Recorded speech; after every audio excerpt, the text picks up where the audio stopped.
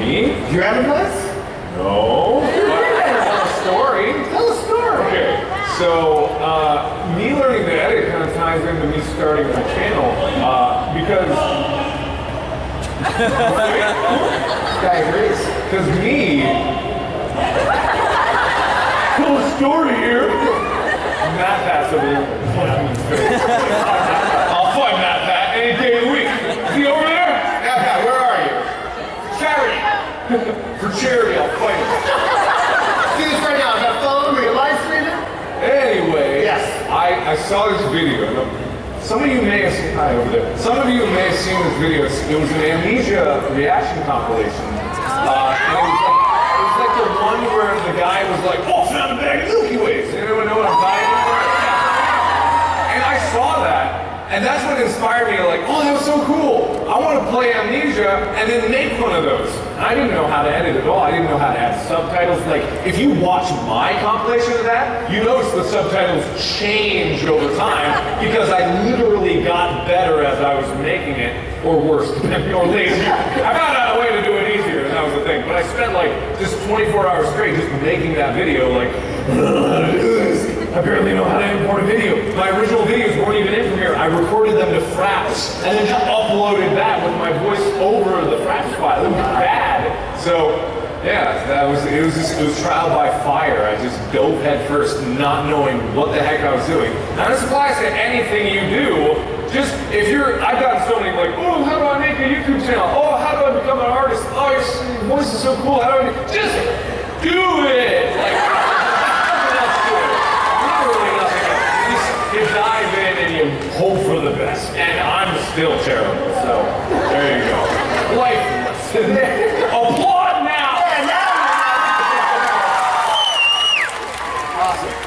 I see the black cat right behind you there, waving up in the air. There he is. You had to look up and check. Yeah, where's the hell? Oh, yeah, this is black. Hi, my name is Darwin. Hi, Darwin. And this question is for Mark. Of course. When and how you met Jacksepticeye?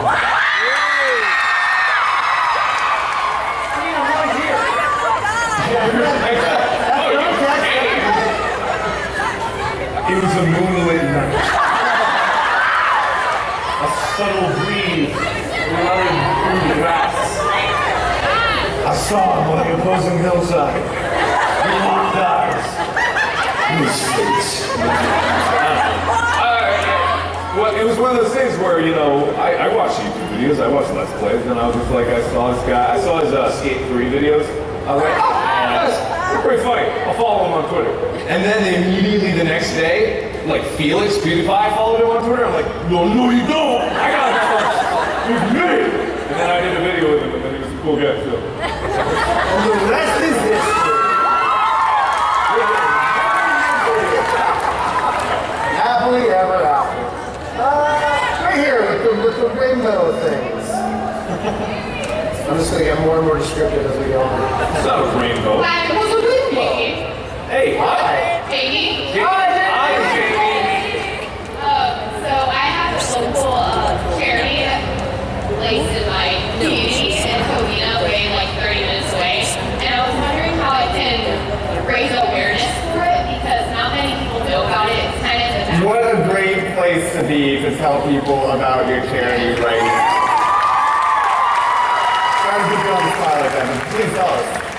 It's called Assistance League of Covina Valley. You can start when you're in 7th grade until you're a senior in high school. It's mostly for teens. But they go to different charity events every month and they raise money for just different charities. And they also do this wagon that they do for kids in the hospital so they can have an IV pole on it and you can carry them around in the wagons. So I just was trying to raise awareness for it. Do you have a website?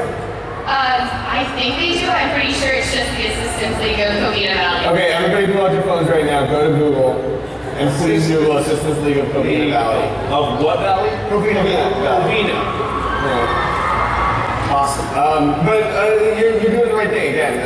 Like it starts with telling other people about it and then doing good work and then continually pushing forward with it. So your head's in the right space. So don't ever feel down. If you feel like you're not getting traction because you are, and you literally are right now.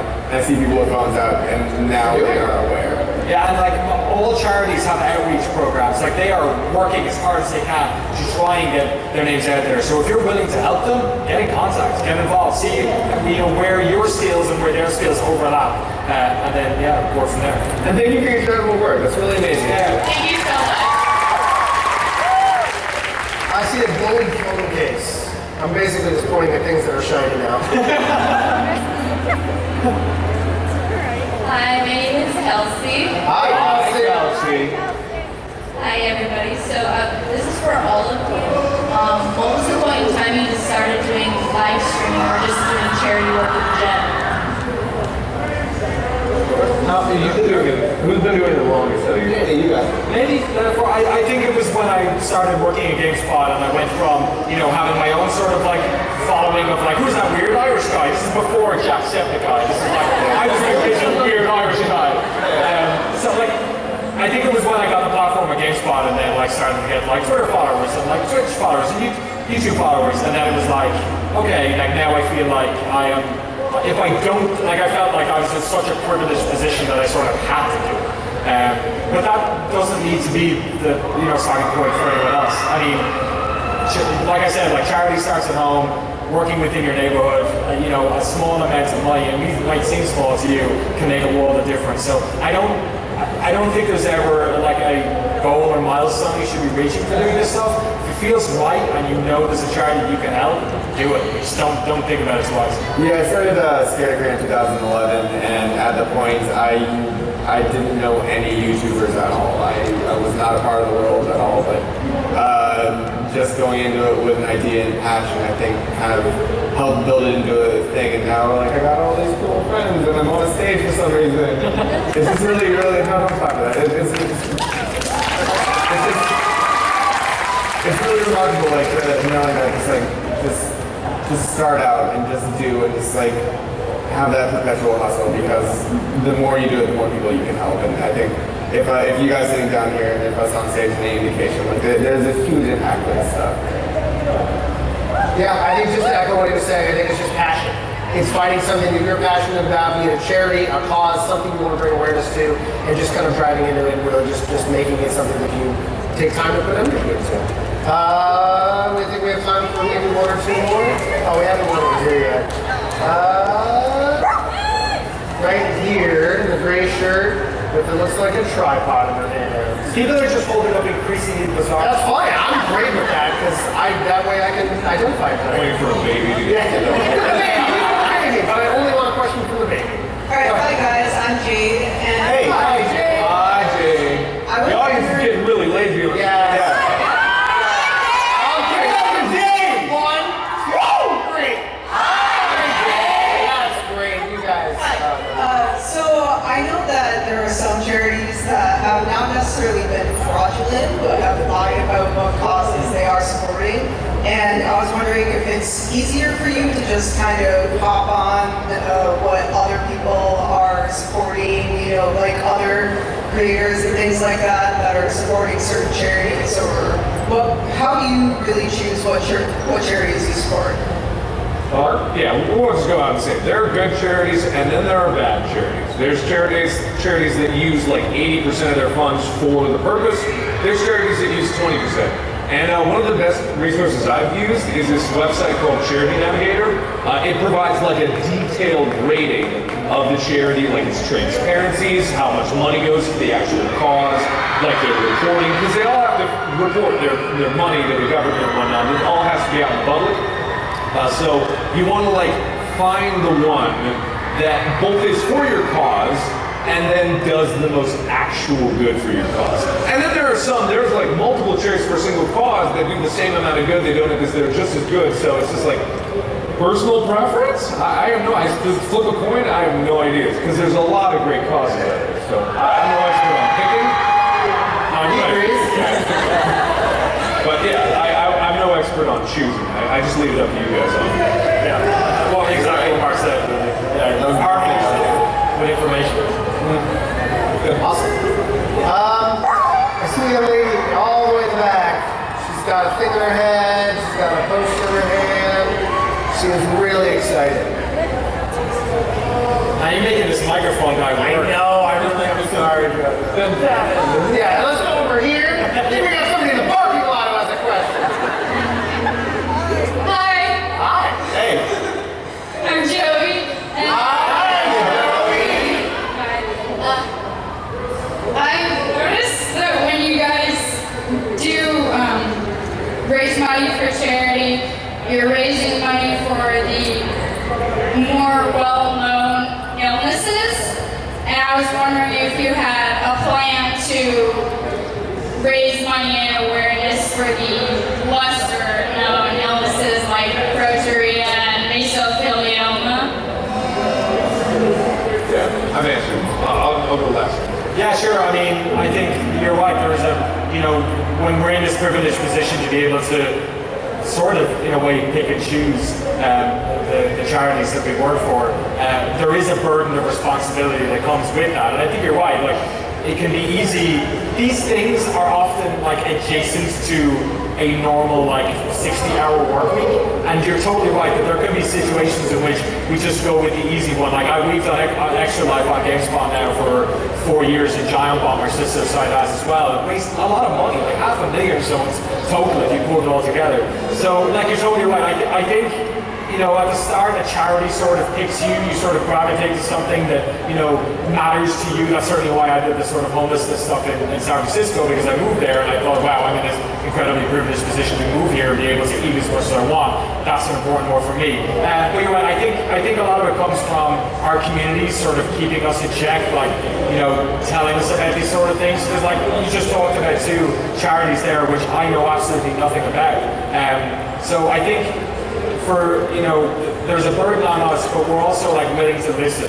So if there is a charity you think is underserved, by all means reach out to content creators and try and get them to do it. But you're right, it's like a constant struggle. Absolutely. And I will say that one of the things that attracted me most to Camp Custom, the charity that Scared of Harrison, is the fact that we recognize that there are a lot of amazing charities that do work for those suffering from cancer, that they're doing phenomenal work.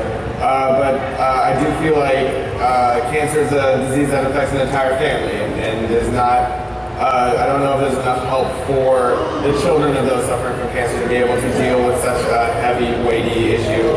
So, in a therapeutic way. So every year, it's so important that we raise money for Camp Custom, because it's so easy for these kids to get underserved. And I think it's a really, really important charity in a very underserved community. I mean,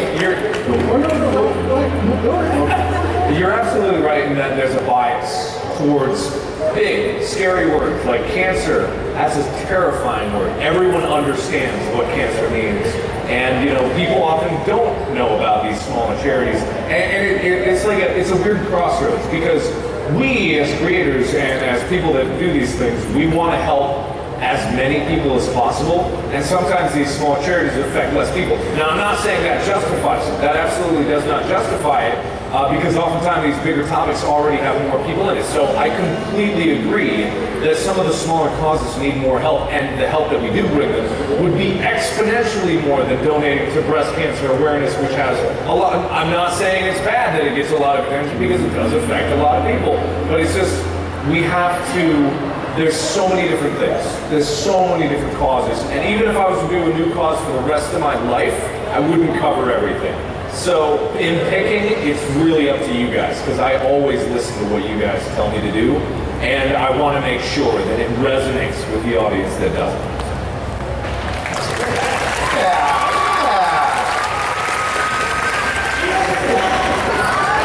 Thank you. I see a young lady in the back who plans to. Big fish looks like 15 feet tall. There you go. Don't hurt yourselves. Be careful. Yes, be careful. Hey, hi, I'm Skylar. Hi, Skylar. So my question is, what was the stupidest thing you did on the internet, Mark? Me? Why me? Not to single anybody out. Hey, Mark. I feel a little bit Mark, though. Well, I don't know why that would change that, but yeah. Stupidest thing was,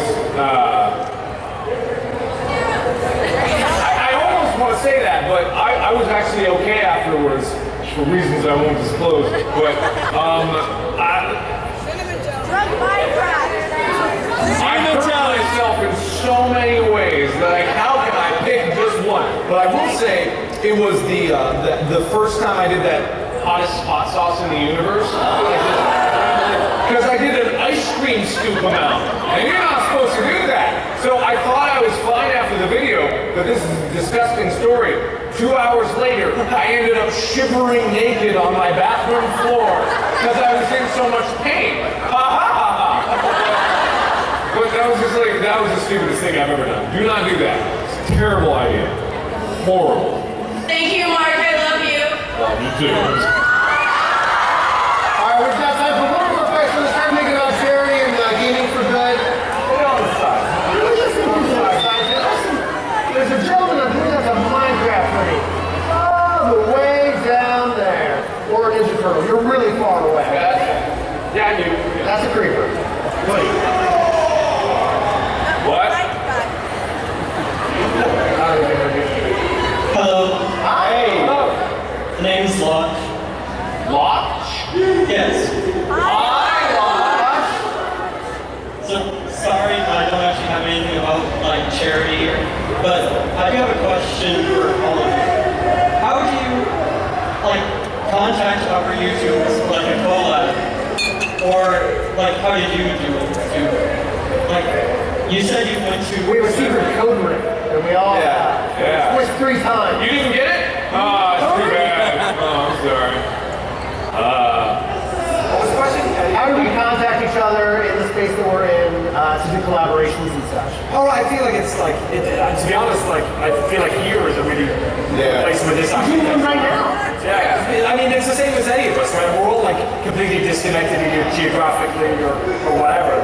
So I feel like that, you know, the amount of people who I'm meeting this week who I've been friends with on Twitter for like 3 years is like another good way to do it. Especially because I was like in Ireland for so long, completely disconnected from everything.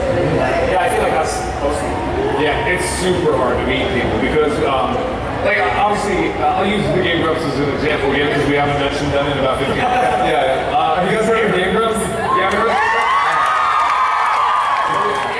I've been watching his animation since I was like 12 years old. So I've been a fan of him for years, and no matter how many times I reach out to him, it's not like I'm gonna, be able to work with him sometimes because one, my channel is smaller, but then I just happened to be a maker, and he was there, and I was trying not to fangirl in the corner, and so I composed myself enough that, hey, I'm Markiplier.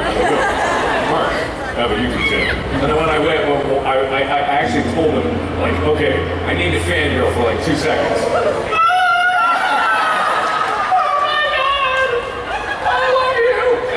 Went back to normal stuff. It's just like here in these conventions, you actually get to see that we're human. We're human. We're not weird.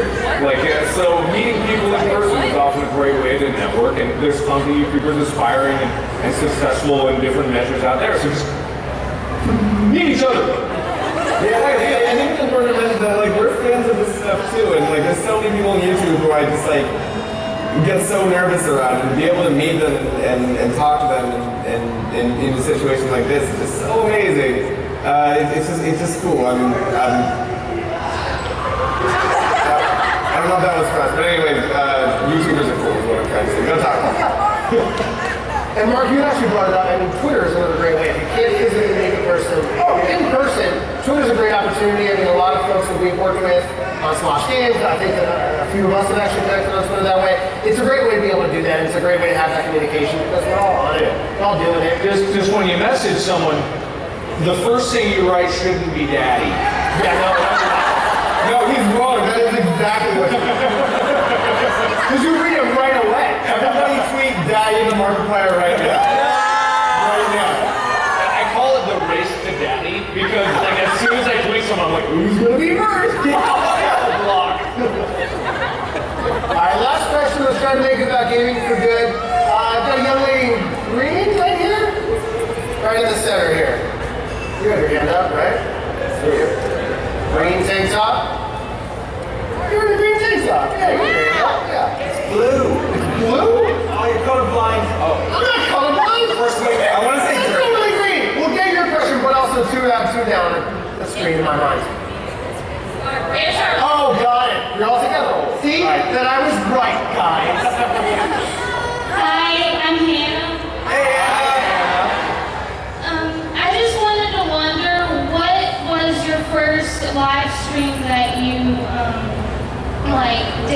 what was the charity that you did your first live stream for? Right, great question. It was Scared Care from Game Custom 6 years ago, 2001, 5 years ago.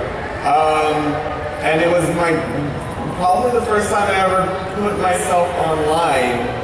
And we did it in my brother's apartment in San Diego, and several times neighbors came over to tell us we were being too loud because we were playing video games all night and screaming about it.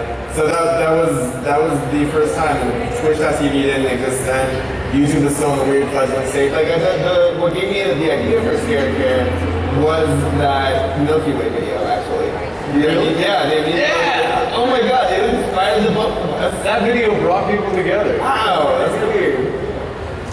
My first was Extra Life for Temple Street Hospital in Dublin, and again, I just did it out of my living room. I can tell my flatmates I'm really sorry. I'm going to be playing Call of Duty really loud at 3 in the morning. Terrible little stock camera. I stole some microphones from work to do it on the weekend. It was great fun. Haven't looked back since. Mine was just 2012 in the summer for Child's Play. It was my only 24-hour stream I ever did. And the reason is because at mark 23, hour 23, I hated everything. I was like, screw charity, screw the world, everything can just die. So I learned don't do 24-hour streams because I can't do it. But it was a great time. We raised way more than I thought we were going to. So. And it was, I think we raised $2,000. It was great. Awesome. Thank you for your question. That's it. Thank you guys so much. Last thoughts, you guys? Anyone can make a difference. Yeah. Any one of you guys. Awareness, time, anything. It's all there. Thank you guys very much. Really appreciate it. We're not allowed to accept it. That's like the rules. I'm sorry, we can't. Sorry. I hate to be that guy, but they told us specifically we can't. I'm sorry. Thank you guys. Bye guys. Thank you. All right, let's give it up for Danny Markiplier, Vernon and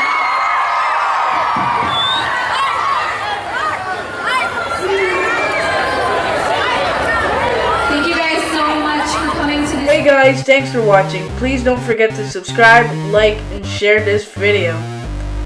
For more videos, click on the screen and visit my website for cool merchandise.